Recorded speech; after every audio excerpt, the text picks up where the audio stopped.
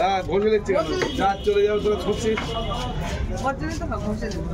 সব ক্যামেরা করছে। দাদু যাচ্ছিল দিচ্ছিল, তুই আবার দিচ্ছিস। ক্যামেরা করছি কেন? ওই আমার চ্যানেলের জন্য। 1.5 টাকা করে কিনতে পাওয়া যায় কিলো। পাখাটা লাগা, পাখাটা তো সকাল থেকে নেই।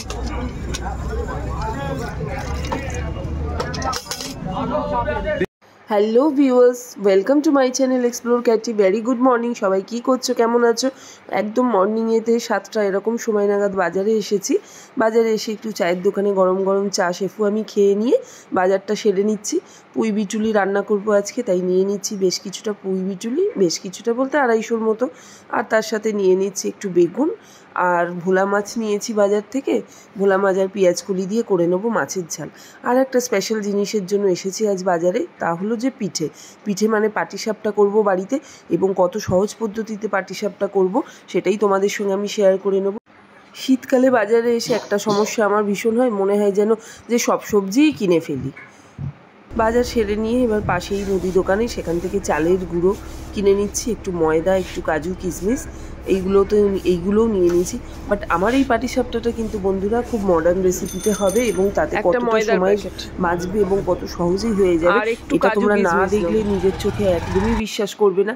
আর পাটিসাপটাটা কিন্তু আমি যেভাবে করে নেবো এইভাবে বাড়িতে প্রত্যেকে করতে পারবে, যারা নতুন গৃহিণী তাদের ক্ষেত্রেও অনেক ইজি হবে।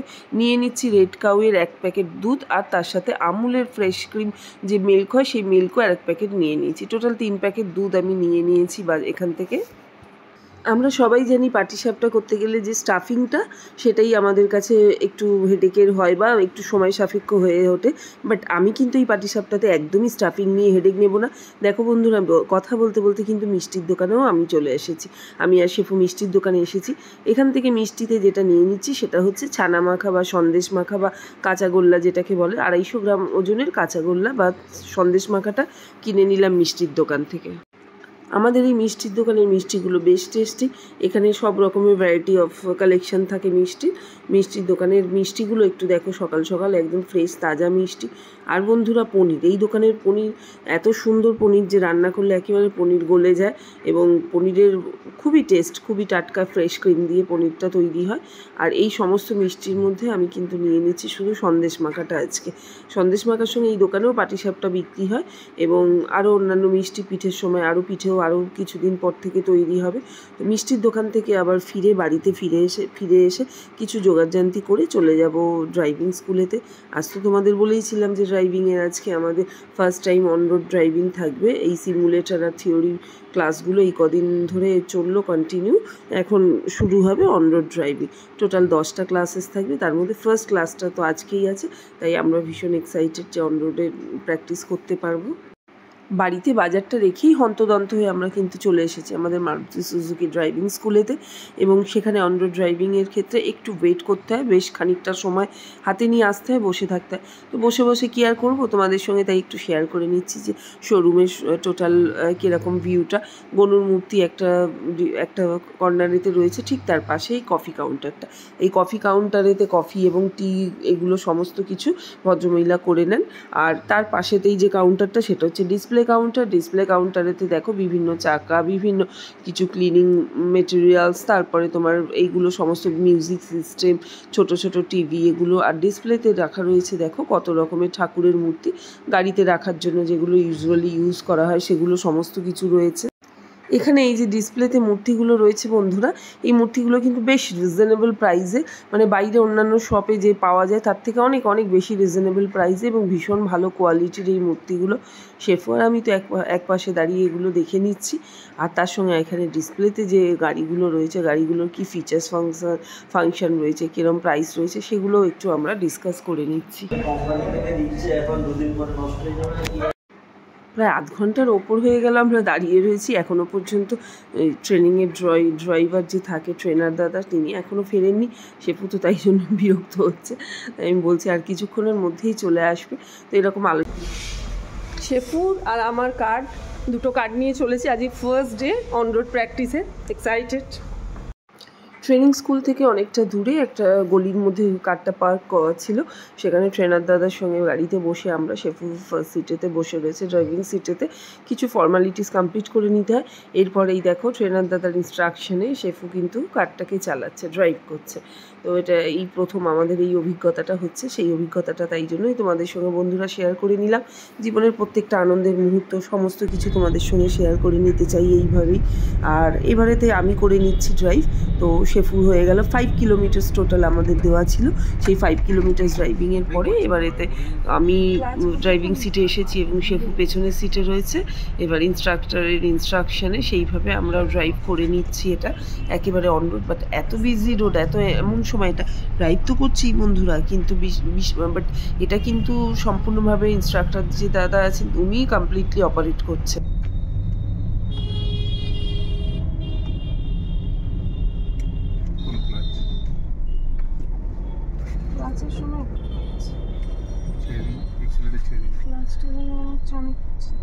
আমি প্রেস করেছি। ও আচ্ছা, তোমার আছে, ওকে ওকে, নাহলে তো পেতে যাবে। হ্যাঁ আমি তাই ভাবছি। নিয়ে চলে যাচ্ছে তবে না, এটাই সিগন্যাল আবার বাজিয়ে দিই, আর বাজবে না। হ্যাঁ ভাই, ফুল ক্লাচ মনে এখন। চলুন এক্সেল। হ্যাঁ, ড্রাইভিং কমপ্লিট করে ফেরার পথেতে চলে এসেছি গুড়ের ভাটিতে। এখানে গুড়ের ভাটিতে আজকে আমি যে এসেছি ও শেফুর সাথে পিঠে করব যে পাটিসাপটা, তার জন্যই কিছু গুড় নিতে চলে এসেছি। ভাটিগুলো দেখো, এখন ভাটিতে গুড়ের কাজ শেষ হয়ে গেছে আজকে। তো এই রকম জ্বলন্ত দুটো ভাটি জাস্ট ছাইটা মানে নিভেছে, আর এরকম একটা উনুন রয়েছে দুখানা। তো এই রকম টোটাল বাইরেটাতে অ্যারেঞ্জমেন্ট করা রয়েছে। আর এই যে উনুনগুলো দেখছো, উনুনগুলো আর এর পাশেতে দেখো একটা জাল দেওয়া দেখাচ্ছি তোমাদেরকে। সেখানে জালটা যে আছে সেখানেই গুড়ের জাল দেওয়া হয়। এইখানে গুড়, এই যে এইভাবে গুড়টা পাক দেওয়া হচ্ছে।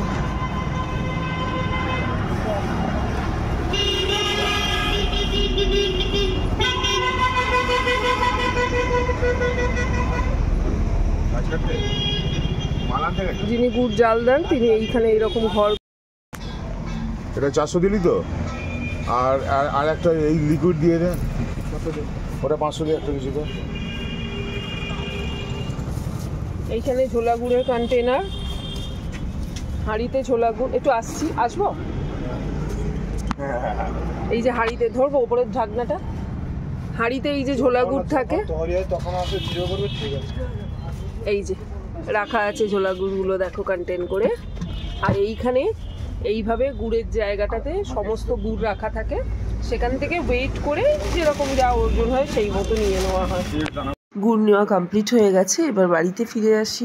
বাড়িতে ফিরে এসে চলে এসেছি কিচেনেতে।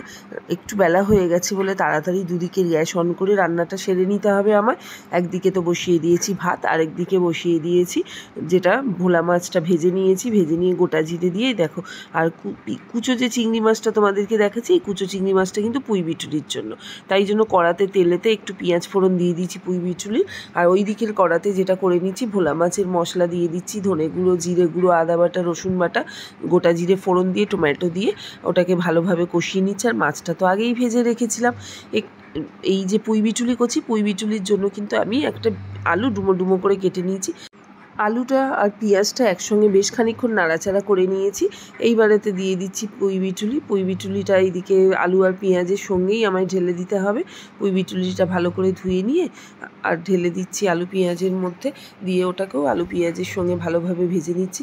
আর ওই দিকে মাছের ঝালেও পেঁয়াজ কলি দিয়ে দিয়েছি এক ফাঁকে। তো মাছের ঝালটা তো একটু এগিয়ে এসেছে। আর পুঁই বিটুলিটাকে এখানে ভালো করে আলু পেঁয়াজের সঙ্গে কিন্তু বন্ধুরা আমি ভেজে নেব।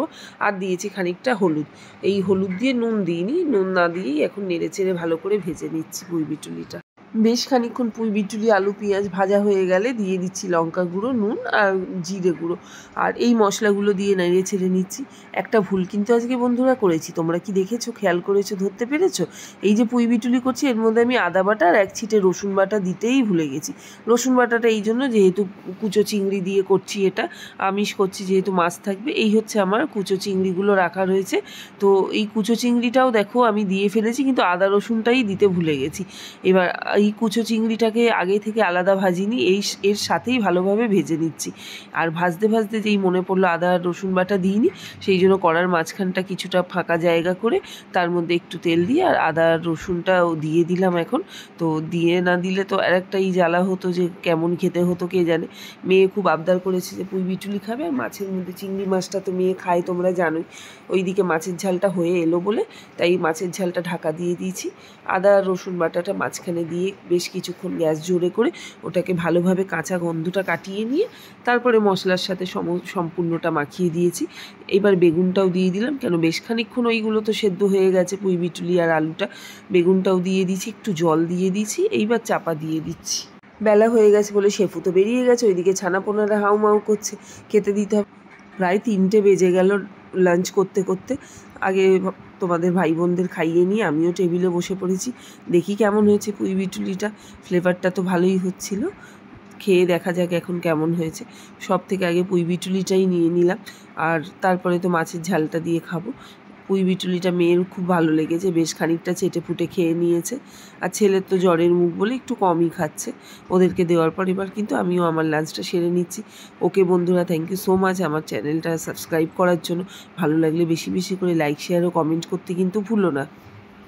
খিদের মুখে গরম গরম রান্না কার না ভালো লাগে। ভাতেও ধোয়া বেরোচ্ছে, তরকারিতেও ধোয়া বেরোচ্ছে, শীতকাল আর পেট জুড়ে আছে খিদে, তাই তো চটপট খেয়ে নিলাম ওদের খাইয়ে দাইয়ে। আর হ্যাঁ, পুঁই বিটুলিটা তোমাদেরকে বলি খুব ভালো হয়েছে, টেস্টি হয়েছে। কুচো চিংড়িটা বেশ সস্তায় পেয়েছি, 40 টাকাতে 500 গ্রাম কুচো চিংড়ি নিয়ে এসেছি, তার মধ্যে 250 গ্রাম কুচো চিংড়ি দিয়ে এটা রান্না হয়ে গেছে পুঁই বিটুলিটা। আর মাছের যে ঝালটা পেঁয়াজ কলি দিয়ে করেছি, ভোলা মাছের ঝাল, সেটাও কিন্তু টেস্টি হয়েছে। আমার তো খাওয়া দাওয়া হয়ে গেল, তোমাদেরও নিশ্চয়ই সকলের লাঞ্চ কমপ্লিট হয়ে গেছে। আর বন্ধুরা, আমার চ্যানেলটা সাবস্ক্রাইব করার জন্য কিন্তু thank you so very much. আর ভালো লাগলে বেশি বেশি করে লাইক ও শেয়ার করতে ভুলো না। আর পাটিসাপটা রেসিপিটা নেক্সট ভিডিওতে ফলো